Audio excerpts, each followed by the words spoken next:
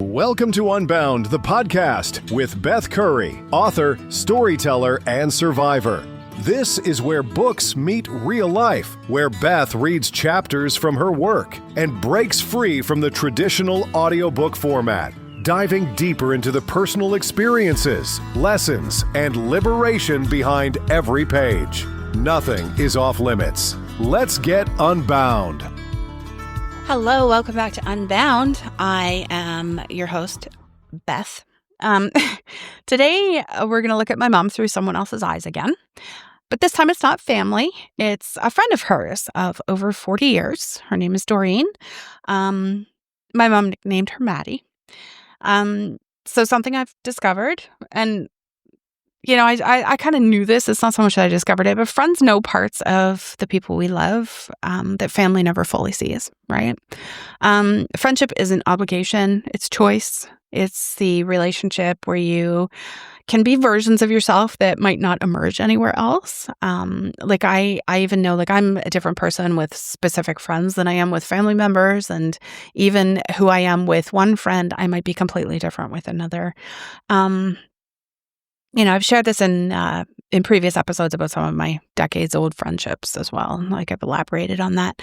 Chapter 26 in the book is called My Sweet Maddie, and it's about the side of my mom that showed up in friendship, the creative storyteller who made up elaborate backstories for strangers in the mall, the loyal confidant who turned her friend's painful divorce into a detective adventure. All right, Mom, way to go. The woman with a mischievous streak who drove around with a PA system harassing teenagers about their shoelaces, we think. I never knew about most of this because this was Mom's world with Doreen. Their private space where play and imagination and support all mixed together in ways that were just theirs. I'm so grateful to Maddie for her contribution here. Obviously, she's been in Mom's life for as long as she has, and that meant by default she and her girls have been in my life as well, and I love them. And I just want to say that, we're not close or anything because, it was Mom and Maddie, but lots of memories there, really good memories growing up and stuff, and even in adulthood. I'm just going to talk about friendship, creativity, the versions of ourselves, we only show to certain people, and what kind of sticks around when the memory goes away, but the emotional connection does not. This is chapter 26 in the book called My Sweet Maddie. Friendship offers a unique lens through which to view someone we love. Unlike family relationships, which begin with blood and obligation, friendships are chosen connections, voluntary bonds that form and strengthen through shared experiences, mutual understanding, and the simple pleasure of enjoying one another's company.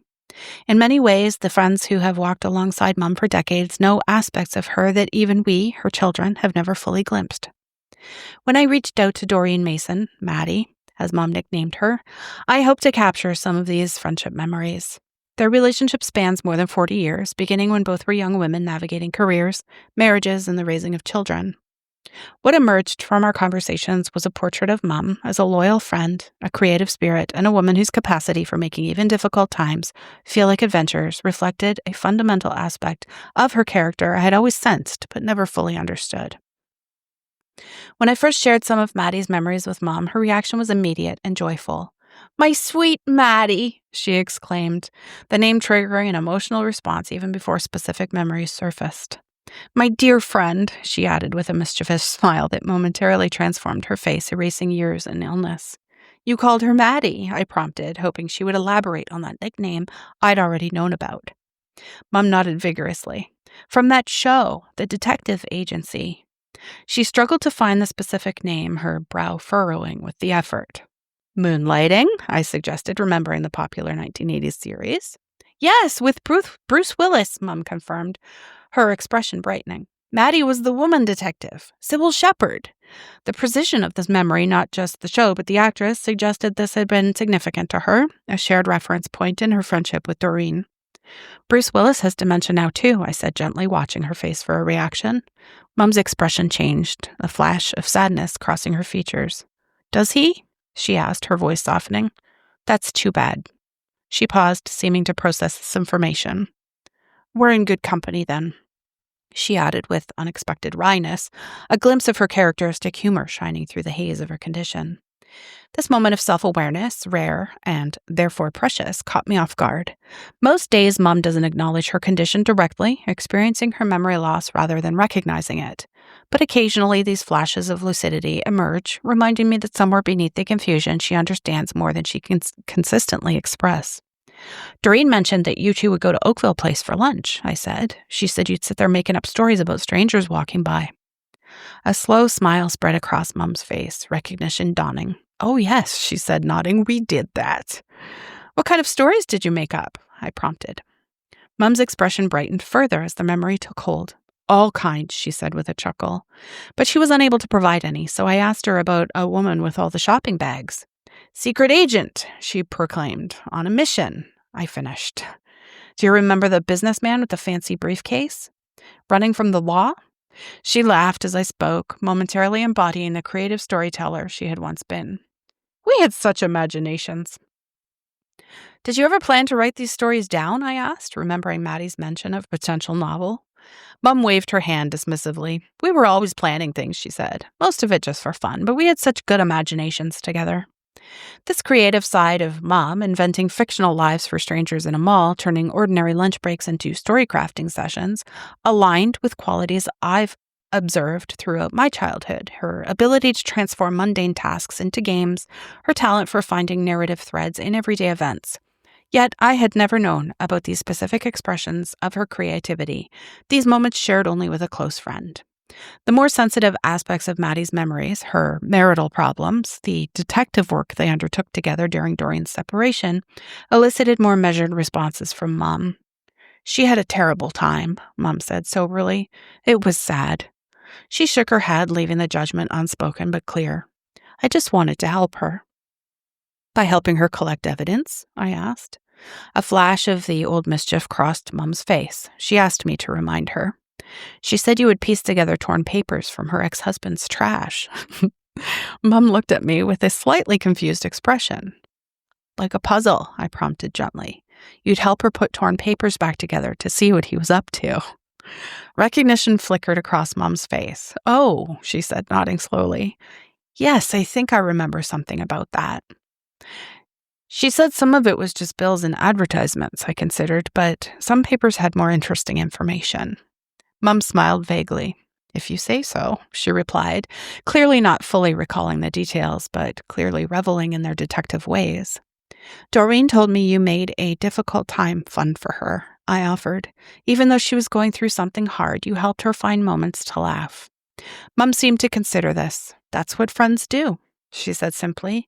Find ways to make the hard things bearable. Then her face brightened with a more recent memory. Maddie still visits me, you know. She came here and brought those chips I like. The plain ones, I asked, knowing Mum's longtime favorite. Mum nodded enthusiastically. She never forgets. Even when I forget things, she remembers what I like. This observation, the continuity of friendship, even as her own memory falters, seemed to touch her deeply. I didn't tell her that I gave Maddie a heads up. That's friendship, she added softly, remembering for each other when we can't remember ourselves. In this observation, delivered with the straightforward wisdom that has characterized Mom, I saw something essential about her approach to life and relationships. Her instinct, when faced with a friend's pain, wasn't just to offer sympathy, but to transform the experience, to find moments of play and connection, even in difficult circumstances. And now, as roles have shifted, she recognizes and values how Doreen continues their friendship by maintaining those connections to her preferences and pleasures. During a subsequent visit, I shared more of Maddie's recollections, watching carefully for signs of recognition. Mum's recall fluctuated. Some days the memory seemed accessible, while on others, Doreen's name triggered only a vague sense of familiarity without specific associations. Yet even on the hazier days, the emotional connection remained. She's a good friend, Mum would say, though she might not be able to articulate exactly why or how she knew this to be true. This pattern has become familiar throughout my conversations with Mom. The feelings attached to relationships often remain accessible, even when the specific incidents that created those feelings have become unreachable. Mom might not always remember exactly what she and Doreen did together, but she remembers that the friendship mattered and that it brought her joy. On a particularly good day, when Mom's recall was stronger than usual, I asked her what she valued most about her friendship with Doreen. She made me laugh, Mom said without hesitation. And she needed me. Not like family needs you, that's different. But she chose to need me. This distinction between family obligation and chosen connection seemed important to her. We had our own world sometimes, just the two of us. Nobody else would have understood.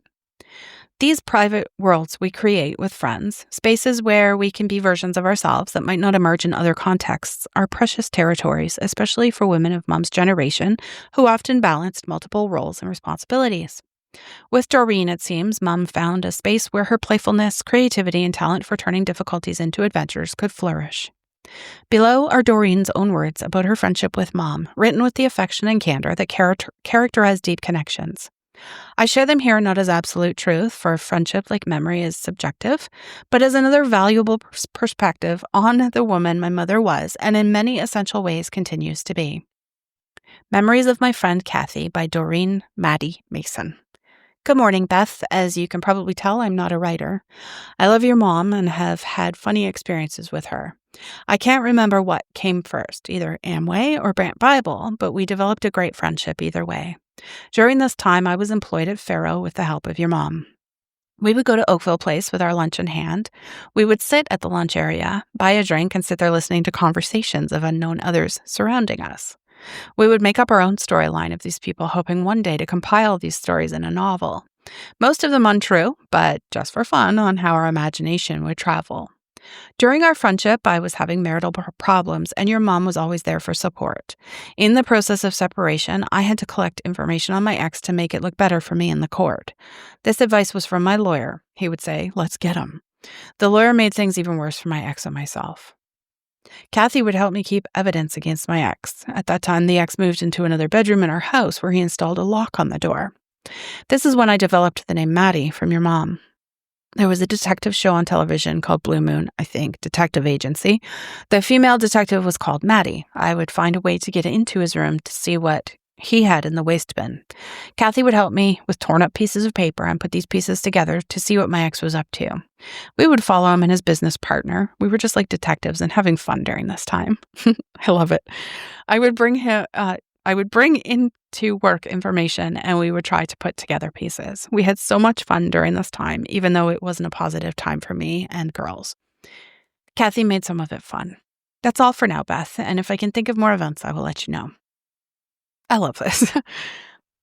As I reflect on Doreen's memories and Mom's responses to them, what strikes me most is the light they shed on friendship as a form of creative collaboration. Together, Mom and Doreen transformed ordinary lunch breaks into storytelling sessions, turned painful life transitions into detective adventures, and created a private world where imagination and play could coexist with support and practical help.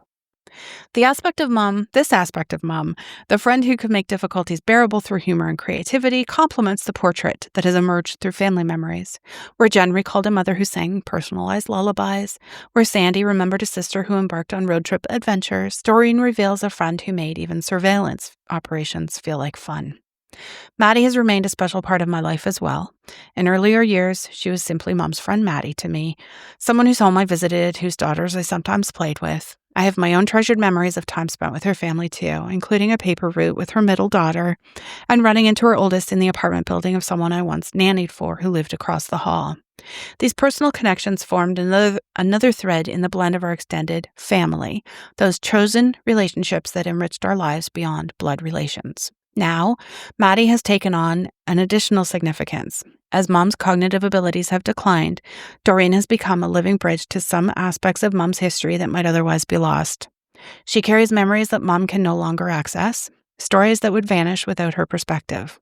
Her continued presence in Mom's life, those visits with her favorite chips, the persistent friendship despite changing circumstances, provides a continuity that feels increasingly precious, and her willingness to share these memories with me feels like a gift, a way of preserving dimensions of my mother that I might never have fully known or appreciated. In a sense, Maddie, with many others, now holds a dual role. She is both a character in Mom's story and one of its most important narrators. Through her recollections, I see not just the mother I knew, but the friend she was to others, the woman who existed in relationships beyond our family circle. And through our own continuing connection, I maintain a link to that aspect of Mom's life, even as Mom herself may no longer fully remember it. In the mashup of memories I'm collecting, each piece adds color and texture to our understanding of who Mom was and is. The memories shared by friends like Doreen aren't more or less accurate than family recollections. They simply illuminate different facets of my mom. As our conversation began to wind down, something unexpected happened. Mom's eyes suddenly brightened with a clarity I hadn't seen for much of our visit.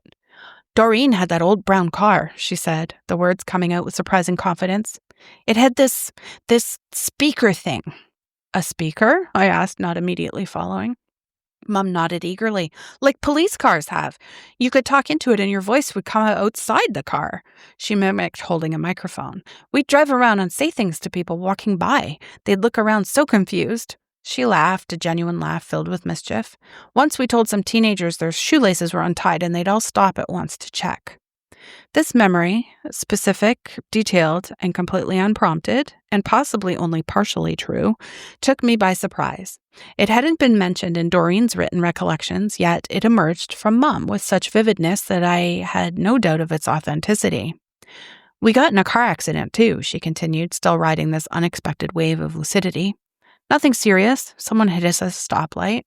The seatbelt hurt me. She shook her head, smiling at the memory. Doreen was so mad, but I just kept laughing, couldn't stop. The more she got worked up, the more I laughed. These sudden, crystal clear memories, emerging without prompting after so many moments of vague recognition and confusion, reminded me of the unpredictable nature of cognitive decline. Like sunshine breaking through storm clouds, these moments of clarity come without warning, illuminating briefly what remains hidden most of the time. Just as quickly as it had appeared, the moment of lucidity passed and Mum's gaze drifted, her focus turning to something beyond my shoulder. But for those few minutes, I had glimpsed not just memories of the emotional truth of her friendship with Doreen, the shared mischief, the complementary personalities, the ability to find humor even in mishaps. These are the moments I treasure now, not just for the memories they preserve, but for the reminder that Mum is still here, still herself in essential ways, still capable of surprising me with what she remembers and how she remembers it. In the increasingly unpredictable landscape of her mind, these bright spots of recall are often like oxygen to me. Okay, so when I brought up Doreen's name to my mom, I wasn't expecting fireworks. But apparently her brain keeps some sort of a VIP list or something, because the moment I said Doreen or Maddie, it was like, she lit up, like someone had reintroduced caffeine to her after like a 20-year ban. Like, it was crazy. The delight was instant. There was no hesitation. Yeah, she was just so excited. And, we talked about where the nickname Maddie came from and stuff. And, she can't remember a lot of things, but she remembered specifically Sybil Shepherd. Dementia is nothing if not selective. Talking about Bruce Willis with Mom because he has dementia now. And, my sweet, intermittently aware mother took the news and she paused and she delivered a line so deadpan, I swear she could have been on Saturday Night Live or something, saying that, we're in good company. Like that, I don't know. Like, ma'am, who are you today? Like, I can't even talk myself. I'm just, but yeah, so she rarely acknowledges her dementia out loud. So hearing her categorize herself, as Bruce Willis adjacent just about ended me. But honestly, it tracks, right? Like, this is a woman who's always coped through chuckling inappropriately in serious moments. And apparently that reflex survived the neural demolition. Then the stories, Doreen sent me these stories, talking to Mom about them. And, I never knew. I never knew this stuff. I didn't know she had this whole creative, slightly unhinged side hobby. I wasn't quite sure where I got it from. I thought, a lot of who I am, I know that I got from my dad, like the fact that I'm fluent in sarcasm and, I don't know, people who know my kind of disturbing humor. That all comes from my dad, but like this other stuff, like I saw glimpses of who my mom was. She could turn folding laundry into performance art, but I had no idea that she weaponized this talent in public malls with a friend as it's crazy. And that divorce espionage chapter of her life, which I absolutely missed because apparently I was busy doing homework or something unimportant. Doreen's marriage was falling apart, and instead of offering gentle support like normal people, my mom slipped into full detective mode. Now, I don't doubt that my mom was incredibly supportive. I know that much about her as well. But these two, like, they had operations, they had missions, they had tasks,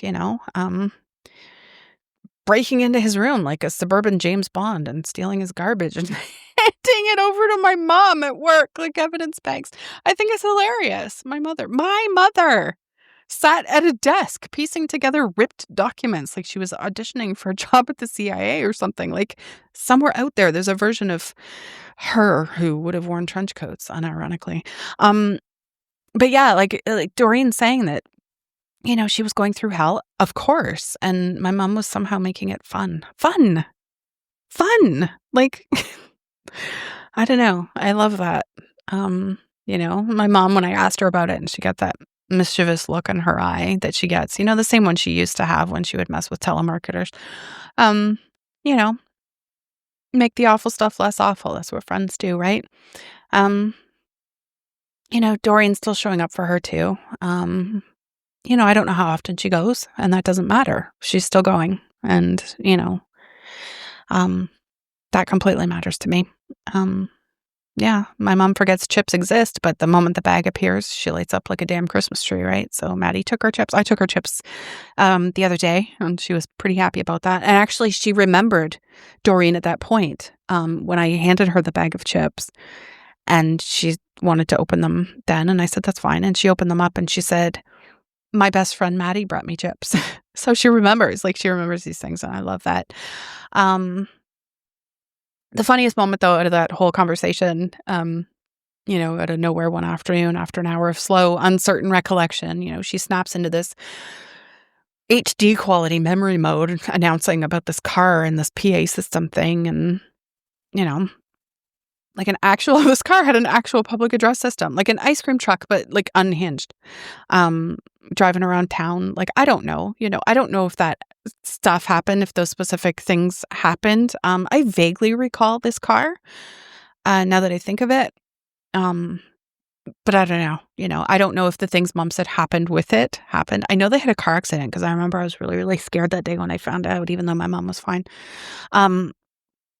But dementia likes to keep me on my toes. So, Mom casually mentioning that fender bender and laughing, and I don't know, saying that Doreen was raging and she was just laughing. I don't know. These flashes, like the humor and the stories and the ridiculousness, they show me parts of my mom I never really knew existed outside of like what I had seen. So I love hearing about that. The parts that make me think, you were absolutely someone's chaos friend.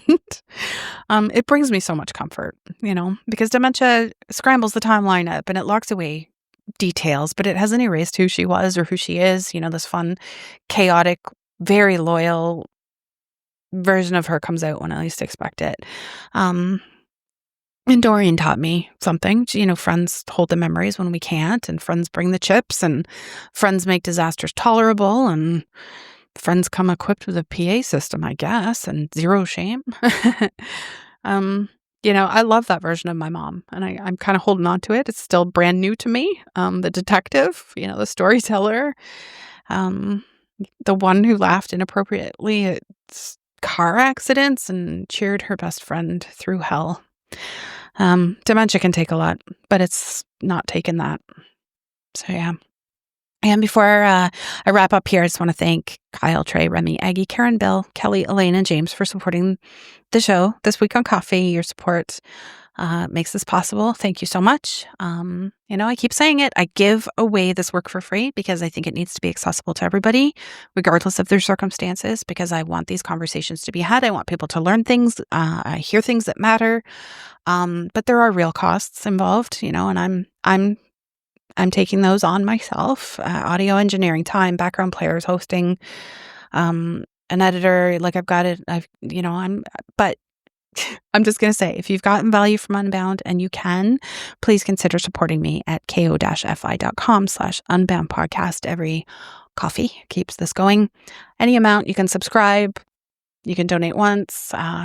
I talked about Aggie a while back. Aggie sends me $2.75 after she listens to each episode, despite the fact that I know damn well, because she's 84 or 85 years old, she needs that money more than I do.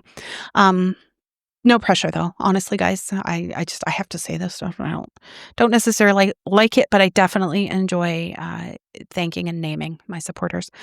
Thanks for listening to Unbound. If this episode resonated with you, if you want to chat, further conversation, join the Facebook group. Discussion happens there sometimes.